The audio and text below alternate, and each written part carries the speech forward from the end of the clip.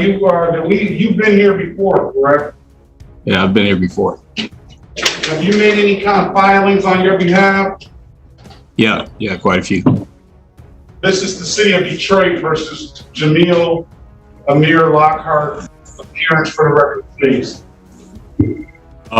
So I am Jamil of the family Lockhart. The motions that I filed and the documents that I have filed have all been trying to ascertain the jurisdiction of this court. And I don't understand the nature and cause of the action against me.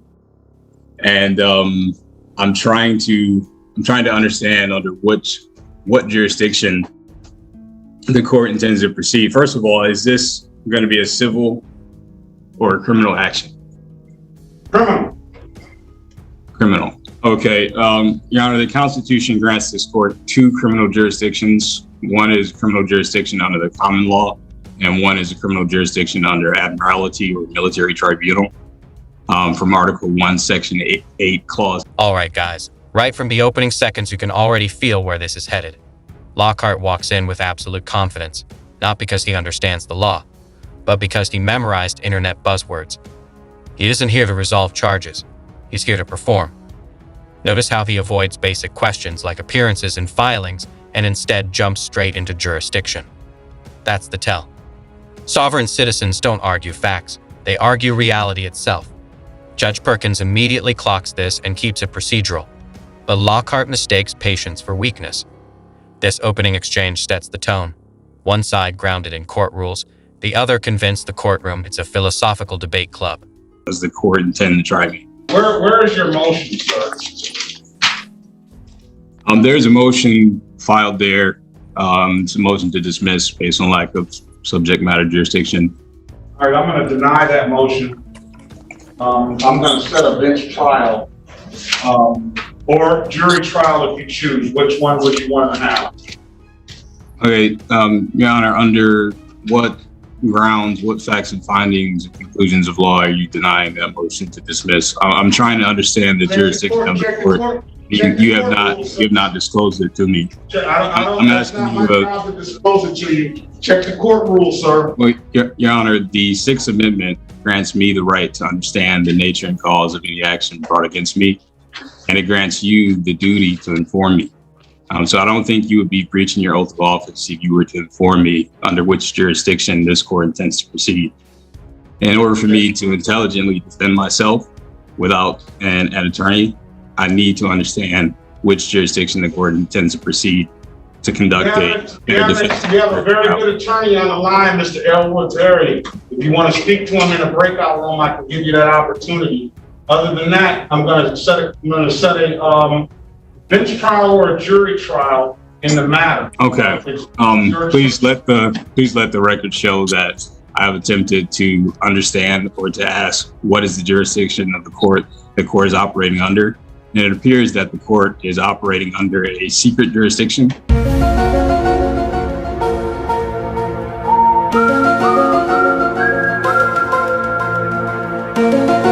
Maybe only known to bar members and licensed attorneys. So let the record show that I am trying to understand jurisdiction and nature of cause against me, and the court has denied me that information. I'm not denying you the information. The information is public information, sir. The information is outlined in the Michigan court rules. You need to read the Michigan court rules, and you can find out jurisdiction. It'll tell you everything about jurisdiction. That's entirely public information. You can go online and type in the court rules. The whole book is ascertainable to you online. Sir, the Sixth Amendment grants you to inform me of the nature and cause of any action brought against me. And right now, you are denying that right. Sir, don't speak over me. You want me to inform you of the nature and cause of the action. You're charged with driving. Drive while license not valid or improper. The other charges, no insurance, misdemeanor. The allegation is that you were driving the same 2011 Jaguar in the city of Detroit without the proper. Here's where things really start unraveling. Lockhart tries to split criminal jurisdiction into fantasy categories like common law versus admiralty, hoping one of them magically invalidates his case. This is textbook sovereign citizen logic. Invent a false binary, then demand the court choose. Judge Perkins shuts it down cleanly by denying the motion and moving forward, which is exactly what courts do. Lockhart's problem is simple. He believes confusion equals leverage. But confusion only works on YouTube comment sections, not on a judge who's heard this same script 100 times before. I'm sorry. Those are the charges. Do you want a bench trial or a jury trial?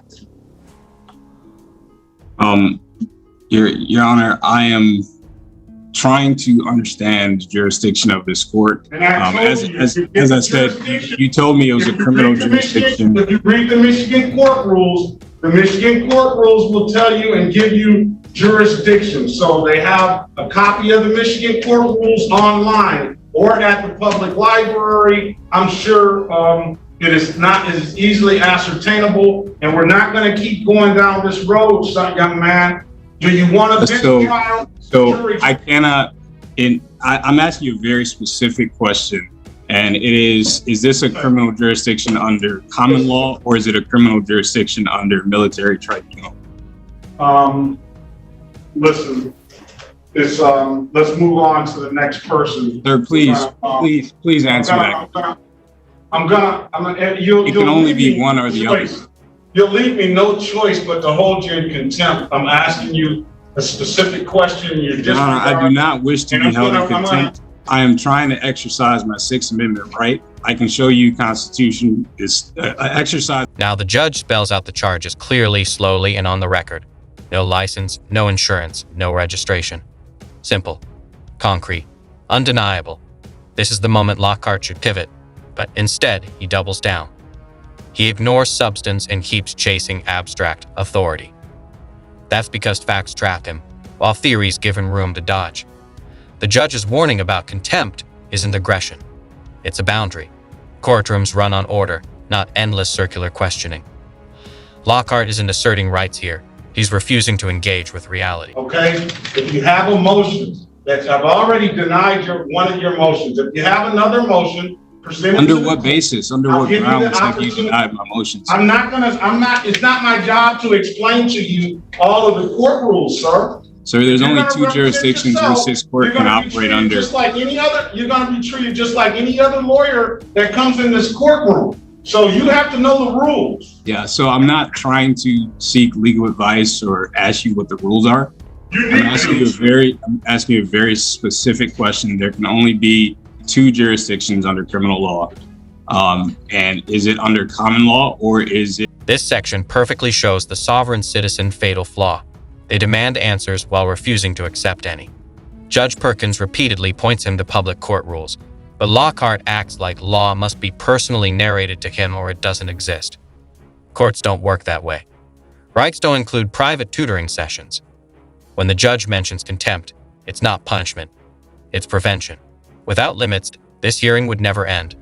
Lockhart's insistence that only two jurisdictions exist isn't law, it's lore. Yes. All right. This is the last time I'm going to say this. I'm not going to continue to go back and forth with you regarding court rules and all of those positions that you have. If you put it in a motion, we'll set a motion hearing date. If you are setting a motion hearing date, you are doing so without my understanding of the nature and cause of the action against me.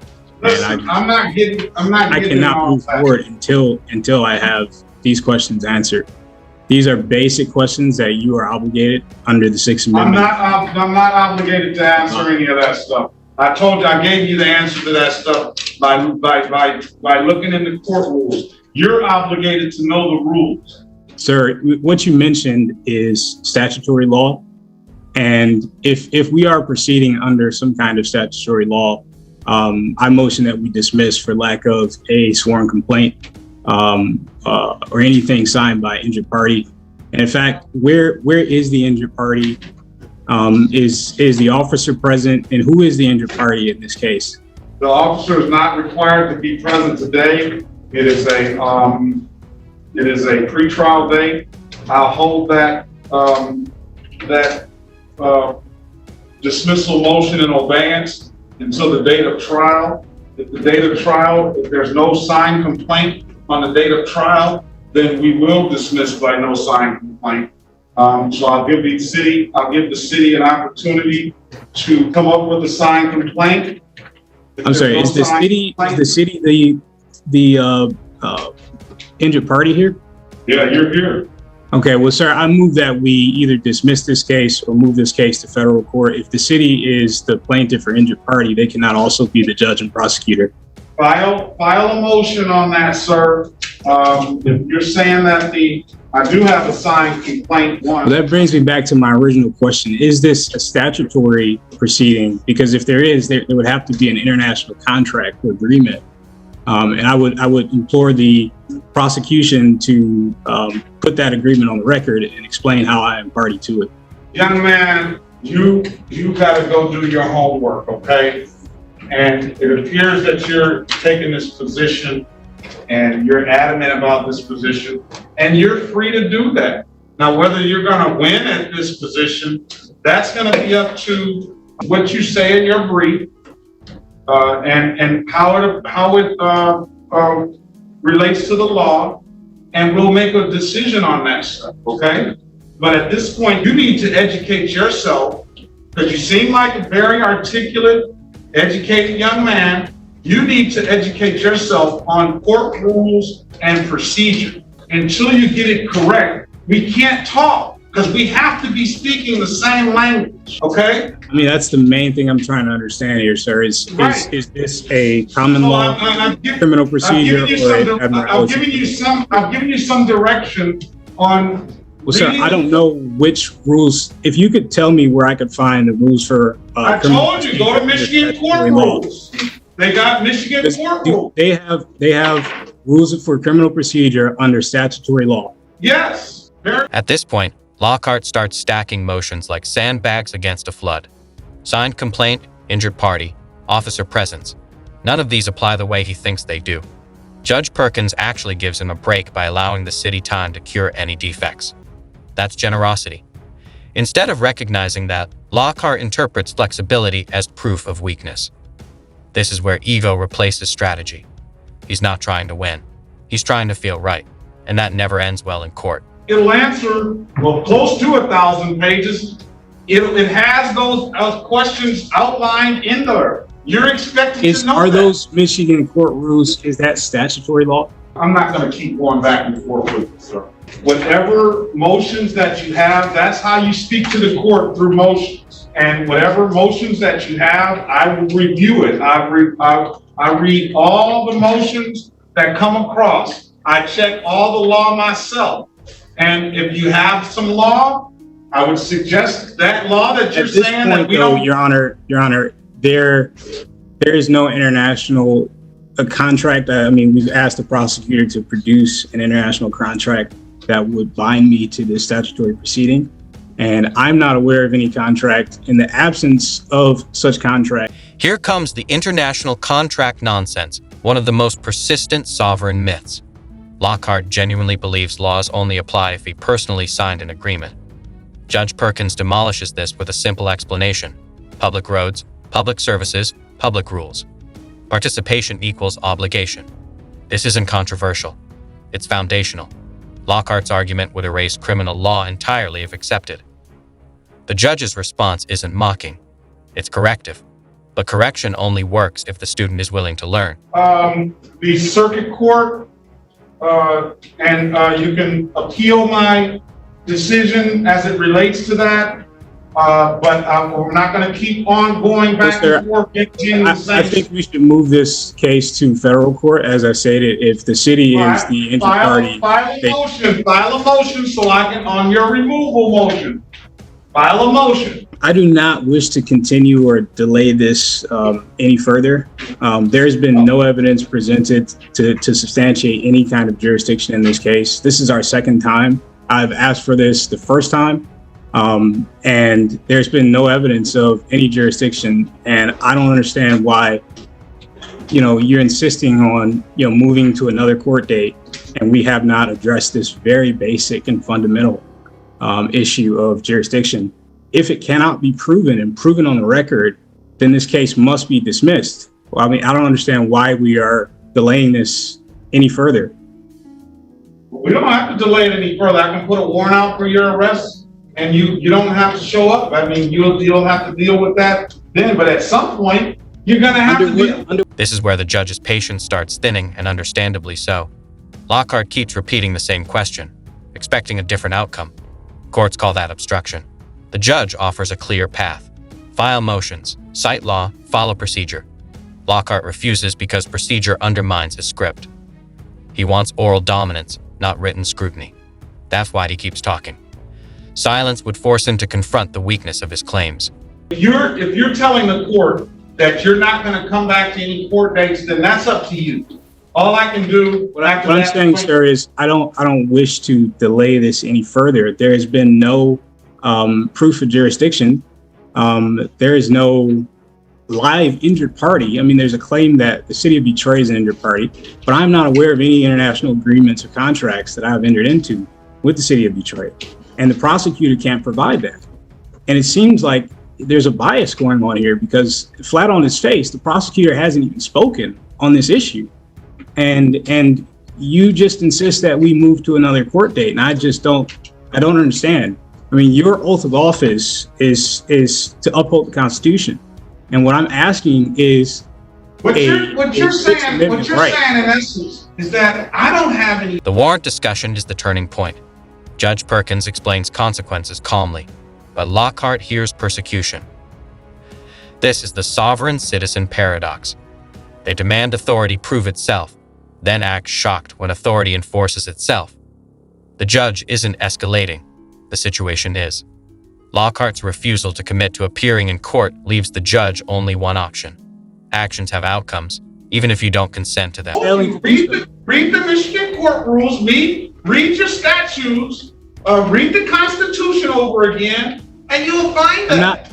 As I said before, I'm not asking you for legal advice or where and the Michigan Constitution. You have, if you have a legitimate jurisdiction, I'm asking you, is it a criminal jurisdiction under statutory law, or is it under the common law? All right, we're gonna give them a trial. And you will not answer that question. Your Honor, we cannot proceed until I understand the nature and cause of the action against me. I'm gonna say this one last time to you, sir. Go, and if you want to speak to the court, if you have any objection to the court and these dates, and if you don't feel that these dates are lawful, and if you, whatever your claim is that you're stating, you speak to the court through motions. I want that, and those motions that you're entertaining on the record right now, I've dismissed some of them already. I want you to file those motions with the court. Under no basis so that the court can read your motion and make a ruling and give the city attorney an opportunity to respond. If you do it the proper way, you might learn something. But I don't think that the way that you're going, that you're even if they show you documentation like it is in black and white, you're not going to believe that anyway. That's the perception that I'm getting from you. So I'm going to set these dates. It's going to be up to you whether you want to come to these court hearings or not. And if you don't come to the court hearings, the only recourse I have is to issue a warrant for failure to appear.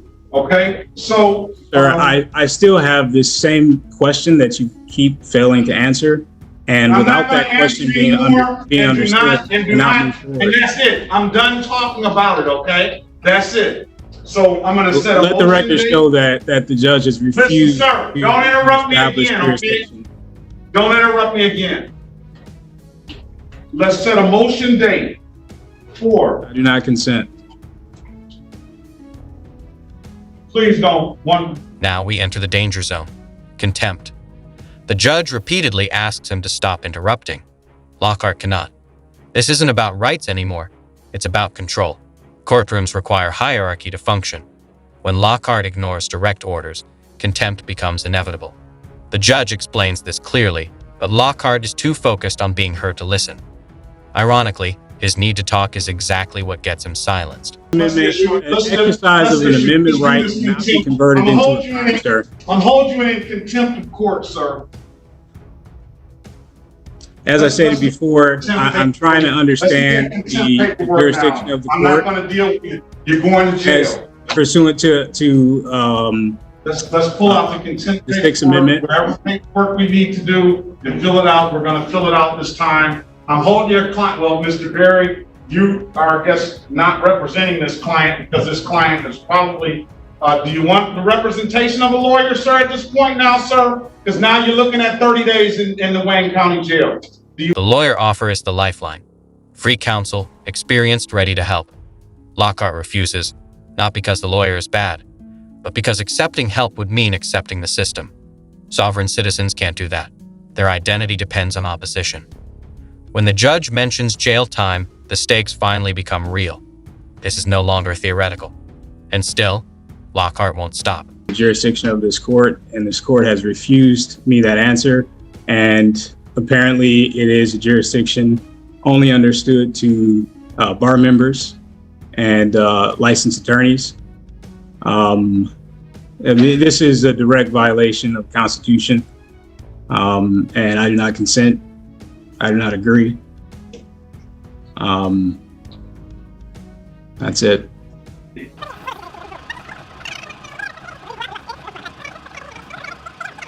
Your Honor, I do not wish to be held in contempt. It's too late. I've merely asked a very basic, simple question, and you have refused to answer it. I feel as though the court is trying to constrain me to an unfair plea in absence of my understanding of the nature and cause of the action against me. So did you receive the documents that I sent you asking for your anti-bribery statement? Hello. I'm going to order you to report to the Wayne County Jail. Here comes the apology, but listen carefully. It's conditional. I'm sorry, but is not accountability. He frames his behavior as forced by the court's failure, not his own choices. Judges hear this constantly. Judge Perkins acknowledges the effort, but doesn't erase the consequences. Apologies don't rewind time. The contempt already happened. Respect isn't retroactive. You have told me this is a criminal jurisdiction. Sir, please don't. I told you don't say. I'm going to add some more days if you keep on talking.